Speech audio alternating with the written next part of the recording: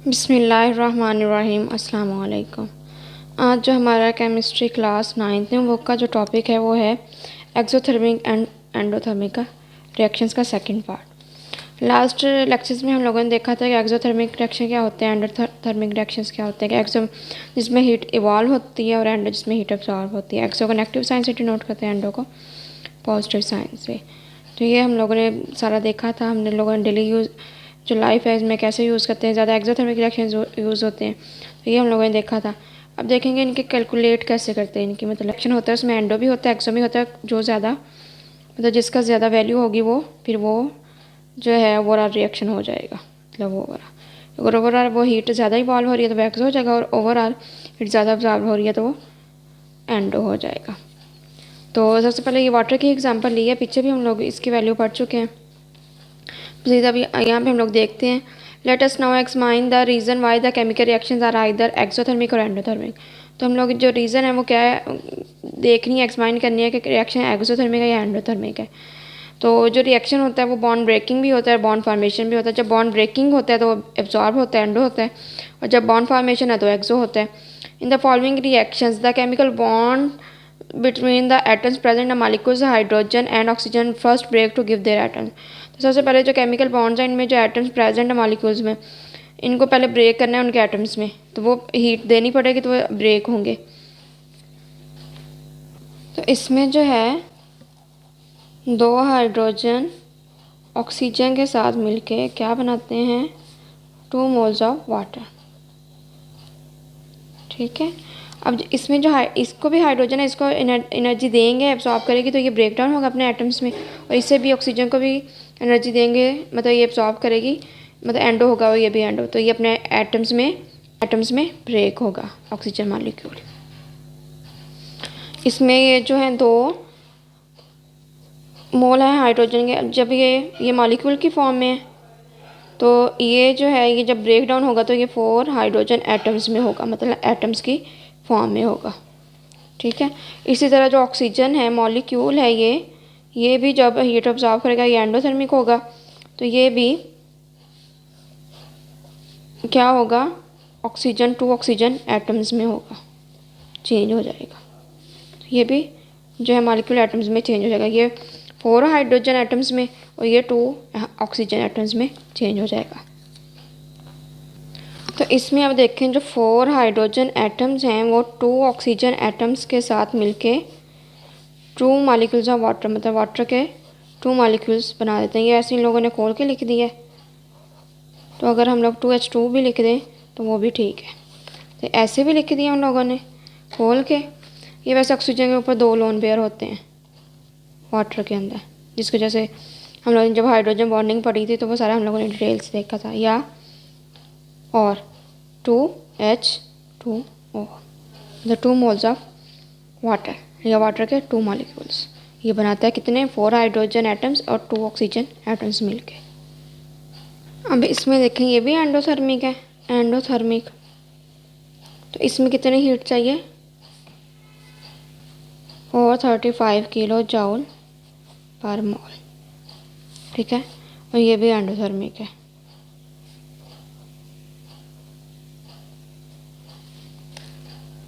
तो इसमें चाहिए 498 किलो जूल पर मोल। अब ये जो OH बॉन्ड बनता है, अभी यहाँ पे 4 OH बॉन्ड बन रहे हैं। ठीक है। तो एक जो OH बॉन्ड है उसको मतलब उसको कितनी एनर्जी चाहिए, O+। तो यहाँ पे जो है 4 OH बॉन्ड बने हैं, तो एक जो ऑक्सीजन प्लस हाइड्रोजन, एक OH बॉन्ड बनने के लिए कितनी एनर्जी चाहिए, कितनी एनर्जी रिलीज़ होती है। एक तो ये पहले एक्सोथर्मिक है, सर पहले तो बताते हैं कि एक्सोथर्मिक है। एक्सोथर्मिक है, बॉन्ड को बनने के लिए कितनी एनर्जी रिलीज़ होती है, 4-484 किलो जूल पर मोल। अब इसके साथ नेगेटिव साइन क्यों लगाया, क्योंकि ये एक्सोथर्मिक रिएक्शन है। यहाँ पे पॉजिटिव है, ये दोनों एंडो है। अब यहाँ पे एक OH बॉन्ड बनने के लिए 484 है। अब 4 OH बॉन्ड बने, अब एक ये वाला, एक OH, एक दो ये, और एक OH ये और एक OH ये, मतलब 2 वाटर के मॉलिक्यूल है, तो मतलब 4 OH बॉन्ड बनाने के लिए हमें मतलब कितनी एनर्जी चाहिए। तो वो इसको 4 से मल्टीप्लाई कर देंगे तो हमारे पास 4 OH बॉन्ड को बनाने के लिए उतनी जो है एनर्जी रिलीज़ करेंगे बना के ये OH बॉन्ड। इसमें दोबारा रिपीट कर देती हूँ, जो एक OH बॉन्ड है ऑक्सीजन और हाइड्रोजन, उसमें एक OH बॉन्ड जब बनता है तो तब इतनी 484 किलो पर मोल एनर्जी रिलीज़ होती है। ये एक्सोथर्मिक रिएक्शन है। तो यहाँ पे हमारे पास 4 OH बॉन्ड बने हैं। एक ऑक्सीजन जो है वाटर में, एक ऑक्सीजन हाइड्रोजन के साथ, फिर जो एक ऑक्सीजन है दूसरे हाइड्रोजन के साथ, तो दो एक वाटर मालिक्यूल में 2 OH बॉन्ड बन रहे हैं। इसी तरह 2 यहाँ पे, तो ये 4 OH बॉन्ड बन रहे हैं। तो एक बनने के लिए इतनी एनर्जी रिलीज़ होती है 484। तो 4 OH बॉन्ड बनने के लिए 484 को 4 से मल्टीप्लाई कर देंगे तो इतनी एनर्जी, मतलब 4 से मल्टीप्लाई करके जो एनर्जी होगी वो 4 OH बॉन्ड बनने के बाद उतनी रिलीज़ होगी। अब यहाँ पे देखें जो 4 OH है, जब वो जो वाटर में जब चेंज होंगे तो कितनी एनर्जी रिलीज़ होगी, -1938 किलो जॉल। तो इतनी एनर्जी क्या होगी, रिलीज़ होगी, 1938 किलो जॉल। या ऐसे इसको ऐसे भी लिख सकते हैं, 2 ऑक्सीजन, तो ये 2 वाटर के molecule, 2 oxygen plus 4 hydrogen give us 2H2O। ठीक है, तो कितनी एनर्जी रिलीज़ हो रही है, -1936 किलो जॉल।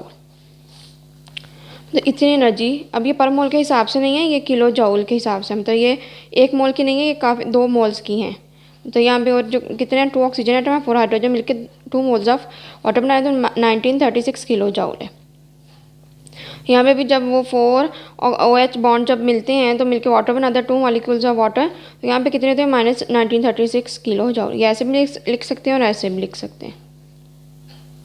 अभी ये थी 434 किलो जॉल पर मोल, मतलब एक हाइड्रोजन के। यहाँ पे हमारे पास 2 हाइड्रोजन है, तो 4 जो है 435 को जब 2 से मल्टीप्लाई कर देंगे तो हमारे पास क्या आंसर आ जाएगा, 870 किलो जॉल। मतलब एक हाइड्रोजन जो 1 मोल के लिए, जो यहाँ पे अगर फर्स्ट करें एक हाइड्रोजन है उसके लिए 435 किलो जॉल पर मोल, तो मतलब 1 मोल के लिए। तो अगर 2 मोल्स आ गए हैं हाइड्रोजन के तो उसके कितनी चाहिए, तो यहाँ पे डबल हो जाएगी ये वैल्यू, तो 870 किलो जॉल हो जाएगी। और यहाँ पे 1 मोल के लिए 498 किलो जॉल पर मोल चाहिए हमें। ये दोनों एंडो है, तो ये 1 मोल के लिए 435, और जो ये जो 2 मोल्स आ गए तो ये डबल हो जाएगी। यहाँ पे मोल्स भी डबल हो गए तो ये भी एनर्जी भी डबल हो जाएगी, तो 870 किलो जॉल। अब जो है 2 मोल्स ऑफ हाइड्रोजन या 4 हाइड्रोजन एटम्स में होंगे चेंज, तो कितनी एनर्जी चाहिए, 870 किलो जॉल। ऑक्सीजन जो मॉलिक्यूल है, जब वो ऑक्सीजन एटम में चेंज हो जाएगा तो उसके कितने, 498 किलो जॉल ये पर मोल है, क्योंकि इसका 1 मोल के लिए 498 चाहिए, ये 2 मोल्स के लिए, तो 1 मोल के लिए 435 किलो जॉल पर मोल। अब इनके एटम्स में चेंज होने के लिए टोटल कितनी एनर्जी चाहिए ऑक्सीजन को और हाइड्रोजन को, तो 2H2 प्लस O2, तो गिव अस क्या है, 4 हाइड्रोजन एटम्स हैं और 2 ऑक्सीजन एटम्स हैं, तो इनको प्लस कर देंगे तो 8 का 8 आ जाएगा, 9 7 16 और 8 4 12 1368 किलो जॉल। अब यहाँ पे जो टोटल एनर्जी एब्जॉर्ब हुई है वो 1368 किलो जॉल एनर्जी एब्जॉर्ब हुई है, और जो रिलीज़ हुई है जिस तरह ये अब 4OH बॉन्ड फॉर्मेशन हुई है, तो 4OH जो 2 वाटर के मॉलिक्यूल मिलकर बनाए तो 1936 किलो जॉल जो एनर्जी वो रिलीज़ करवाई है, या 2 ऑक्सीजन एटम और 4 हाइड्रोजन एटम ने मिलकर 2 मोल्स ऑफ वाटर बना दिए, तो 1936 किलो जॉल एनर्जी रिलीज़ हुई है।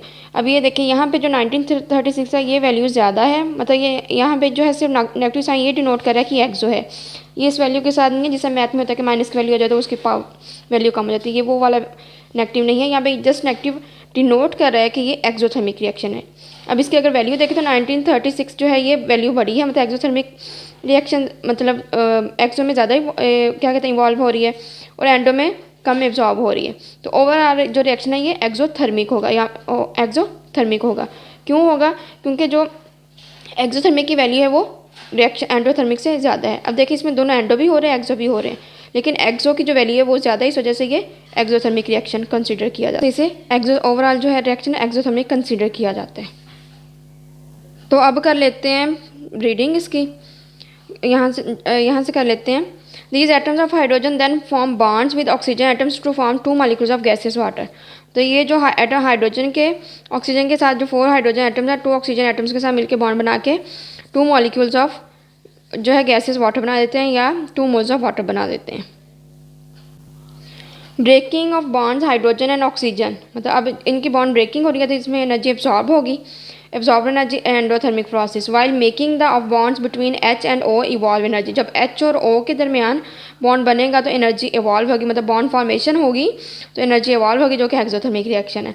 In this reaction weaker bonds are broken, this is of hydrogen, hydrogen जो है वीकर है, ये जब इसका 1 मोल को ब्रेक करें तो 435 किलो जॉल होती है। अगर 2 मोल है, अब हमारे पास 2 मोल है हाइड्रोजन के हमारे पास 2 मोल है, तो जब 2 मोल का करेंगे तो ये डबल हो जाएगी ये वैल्यू भी, तो 870 किलो जॉल हो जाएगा। अब ये पर मोल के हिसाब से, लेकिन जो 870 है फिर पर मोल के हिसाब से नहीं, वो 870 किलो जॉल हो जाएगा। तो इसी तरह जो ऑक्सीजन है इसको भी जब एटम्स में ब्रेक डाउन करेंगे तो वो एक जो है मोल को तो 498 किलो जॉल पर मोल हो जाएगा, और ये दोनों एंडोथर्मिक हो जाएंगे। और जो एक OH बॉन्ड की फॉर्मेशन बनाने के लिए कितनी एनर्जी इवॉल्व होती है, 484 किलो जॉल पर मोल। और ये जो नेगेटिव साइन ये जस्ट ये डिनोट कर रहा है कि एक्सो है, ये वो वैल्यू मैथमेटिकली उसमें वैल्यू नहीं है कि ये इसकी वैल्यू कम हुई है माइनस के साइन से यहाँ के, ये जस्ट सिर्फ ये डिनोट कर रहा है कि एक्सोथर्मिक रिएक्शन है। तो यहाँ पे एक OH है तो यहाँ पे 4 OH बॉन्ड बने हैं, तो 4 OH जब 484 को 4 से मल्टीप्लाई कर देंगे तो 1936 किलो जूल आ जाएगा, तो ये एक्सोथर्मिक रिएक्शन है।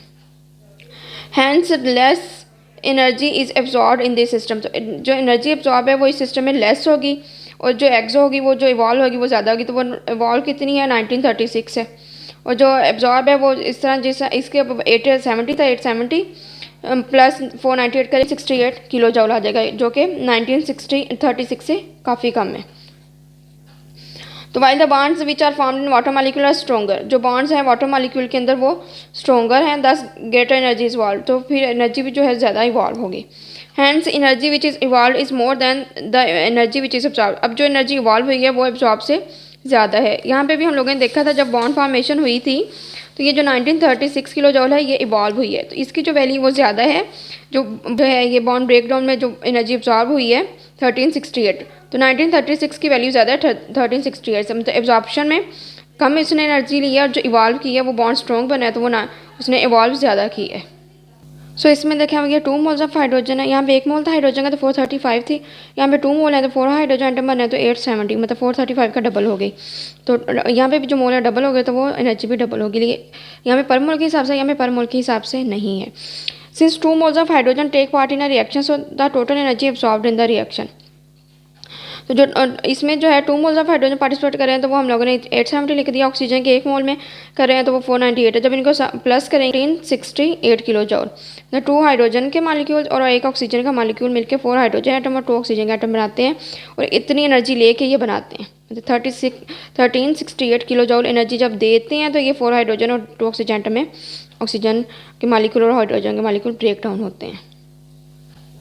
Bond dissociation energy of hydrogen molecule, उसके 1 मोल ने 435 किलो जॉल पर मोल ली है, और जो ऑक्सीजन मालिक्यूल है उसने 498 किलो जॉल पर मोल ली है।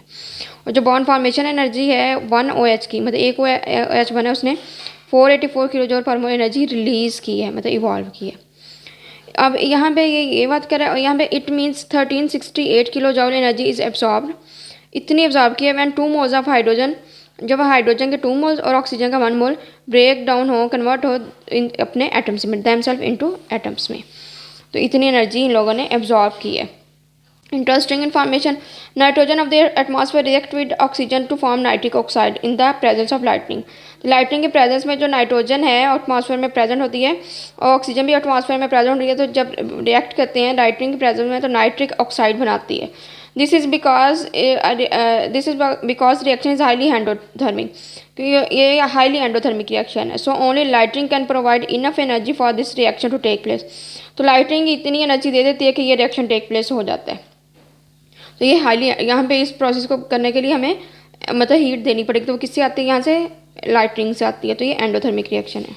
इसमें ये यहाँ पे बात करके जो नाइट्रोजन है वैसे एटमॉस्फेयर में 78% होती है, ऑक्सीजन एटमॉस्फेयर में 21% होती है, तो जब ये दोनों लाइटनिंग की प्रेजेंस में रिएक्ट करते हैं तो नाइट्रिक ऑक्साइड बनाते हैं, और ये एंडोथर्मिक प्रोसेस है, इसमें 180.6 किलो जॉल एनर्जी देनी पड़ती है, मतलब वो एनर्जी आती कहाँ से, लाइटनिंग से आती है, मतलब वो इतनी एनर्जी दे देती है कि ये रिएक्शन हो जाता है और नाइट्रिक ऑक्साइड बनता है। अब ये जो total energy evolve in the formation, अब एक OH के लिए तो 484 चाहिए थी, अब 4 OH हैं बने हैं यहाँ पे, तो वो उसको 4 से मल्टीप्लाई करेंगे तो 1936 किलो जूल आ जाएगी। मतलब 2 ऑक्सीजन एटम और 4 हाइड्रोजन एटम मिलकर 2 मोल्स ऑफ वाटर बना रहे हैं, तो 1936 किलो जूल एनर्जी इवॉल्व करके बना रहे हैं। तो this is energy evolve and 2 moles of water are formed from 4 moles of hydrogen, मतलब 4 मोल्स हाइड्रोजन के रिएक्ट करें 2 मोल्स ऑफ ऑक्सीजन एटम्स। अब यहाँ पे एटम्स की बात करें, ऊपर जो है वो मॉलिक्यूल्स हैं, मतलब वो 2 मोल्स ऑफ हाइड्रोजन मॉलिक्यूल्स। अब ये जो है ये 4 मोल्स ऑफ हाइड्रोजन एटम्स है, यहाँ पे एटम्स है, और 2 मोल्स ऑफ ऑक्सीजन एटम्स। दस the formation of 1 mole of water, तो मोल वाटर है उसकी 968 किलो जूल पर मोल होगी। जब इसको डबल, मतलब इसको अगर फर्स्ट के 2 पे डिवाइड भी कर दें, इसको अगर 2 पे डिवाइड करें तो ये हमारे पास 968 किलो जूल पर मोल आ जाती है। तो एक मोल के लिए हमारे पास इतनी होगी। अब ये 2 मोल है तो इसको अगर फर्स्ट के डबल कर दें तो 1936 किलो जूल आ जाएगी हमारे पास energy. Hence overall energy evolve in this reaction is, मतलब जो निकली है एक्सो निकली है वो ज़्यादा निकली है तो वो -1936 है, और जो एंड है वो 1368 है। तो इनको जब प्लस माइनस करेंगे तो क्या आ जाएगा, 568 kilo joule for 2 moles of water. तो कितनी बनी है, 2 मोल्स ऑफ वाटर के लिए कितनी जो है एनर्जी इवॉल्व हुई है, 568 kilo joule for 2 moles of water. अब हम लोग देखें कितनी एनर्जी इवॉल्व हुई है, तो ये -1936 प्लस 1368, तो जब इनको करेंगे सॉल्व तो कितनी आ जाएगी, -568 किलो जूल। अब ये भी पर मोल के हिसाब से नहीं है, अब ये 2 मोल्स की है, 2 मोल्स ऑफ वाटर की है, कितनी है 568। अब 1 मोल हम वाटर की निकालेंगे तो इसे किस पे डिवाइड करेंगे, 2 पे डिवाइड कर देंगे, -568 डिवाइडेड बाई 2, तो कितनी आ जाएगी 284 किलो जूल पर मोल। अब ये जो है ये पर मोल के हिसाब से, तो जो 1 मोल जो वाटर का है उसने इतनी एनर्जी क्या की है, रिलीज़ की है, 284 किलो जूल पर मोल। अब ये 2 मोल्स ऑफ वाटर है तो उसने इसको सम करेंगे या 2 से मल्टीप्लाई कर देंगे तो 568 किलो जूल एनर्जी रिलीज़ की है। तो ये क्या ओवरऑल क्या हो गया रिएक्शन, एक्सोथर्मिक रिएक्शन हो गया। Total energy evolve in the formation of 4 OH bonds, 2 oxygen 4 hydrogen atom जब मिलेंगे 2 मोल्स ऑफ वाटर तो -1936 किलो जूल होगी। तो ये यहाँ पे इतनी बात कर दिया कि 2 मोल्स के लिए 1936 है, तो 1 मोल के लिए 9, इसे हाफ 2 पे डिवाइड कर देंगे तो 968 किलो जूल पर मोल आ जाएगा।